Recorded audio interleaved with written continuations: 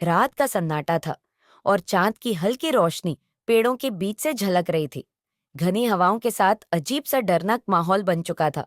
मानसी अपने छोटे से गांव में अकेली ही अपने घर की तरफ लौट रही थी। यह रास्ता उसे रोज तकरीबन हर दिन से तय करना पड़ता था, लेकिन आज रात कुछ अलग था।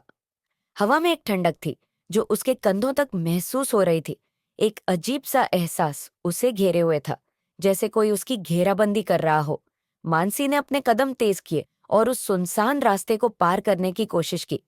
तभी उसे किसी के हल्के कदमों की आवाज सुनाई दी। वह रुकी, कान लगाए, लेकिन कुछ न दिखा। सिर झटकते हुए उसने सोचा, शायद ये मेरी कल्पना होगी।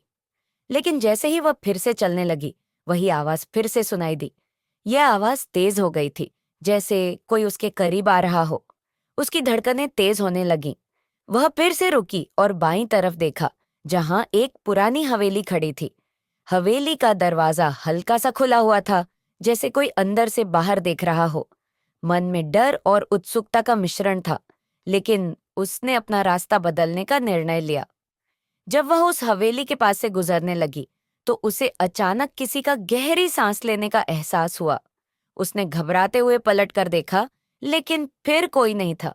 वह तुरंत तेजी से उस रास्ते से निकल गई। जैसे ही मानसी ने अपने घर के पास कदम रखा, एक अजनबी आदमी उसके सामने आ खड़ा हुआ। उसकी आंखों में एक अजीब सी चमक थी। मानसी ने हड़बड़ी में पूछा, त तुम कौन हो? इस वक्त यहाँ क्या कर रहे हो? आदमी ने धीमी आवाज में कहा। तुम्हारे बारे में बहुत कुछ जानता हूँ, मानसी। ये शब्द मानसी के कानों में गूंज रहे थे। उसका दिल तेजी से धड़कने लगा। वह डर के मारे कांपते हुए पीछे हटने लगी और उसी पल उसके दिमाग में एक सवाल उभरा। यह आदमी उसे कहाँ से जानता था? तुम मुझे कैसे जानते हो? मानसी ने कांपते हुए पूछा। आदमी ने सिर झुका लिया और धीरे से बोला, मैं वह हूं जो तुम्हारी जिंदगी को बदलने आया हूं। यह सुनते ही मानसी का चेहरा सफेद पड़ गया।